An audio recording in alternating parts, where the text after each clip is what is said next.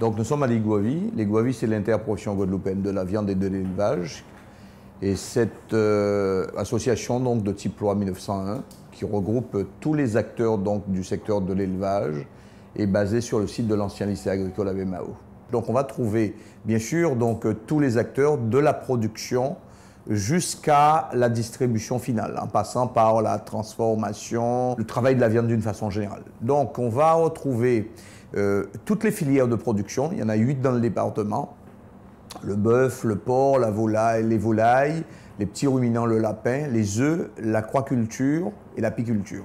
Donc 8 filières de production avec des producteurs installés sur tout le territoire, sur des activités diverses, aussi bien celles de la viande que celles de l'élevage, comme l'apiculture, l'aquaculture et les œufs.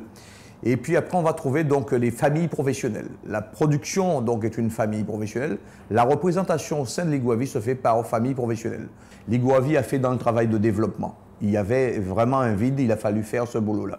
Donc nous avons été contributeurs, partenaires donc, des structures publiques dans la définition des programmes et dans la mise en œuvre des programmes. Nous avons animé le secteur pour qu'il y ait un réel programme de développement, une animation et un développement de la production.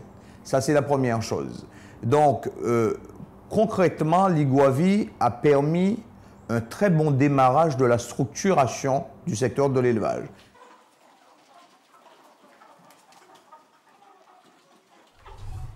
Firmin Lodin, président de l'Iguavi, éleveur de bovins.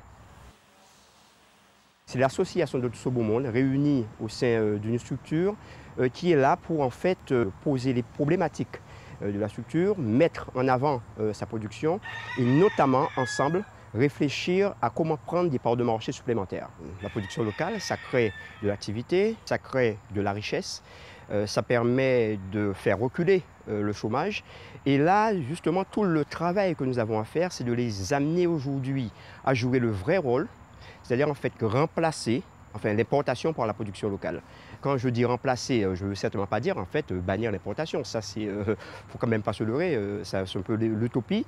Mais malgré tout, prendre des parts de marché supplémentaires, permettre en fait que cette production-là crée du revenu à nos agriculteurs. Comment adapter la production locale au marché? On avait souvent tendance à dire qu'on produisait sans forcément tenir compte du marché. Aujourd'hui, c'est surtout de faire l'inverse, c'est de dire il faut produire quoi, il faut produire combien, il faut surtout produire pour que nos productions aujourd'hui puissent être écoulées.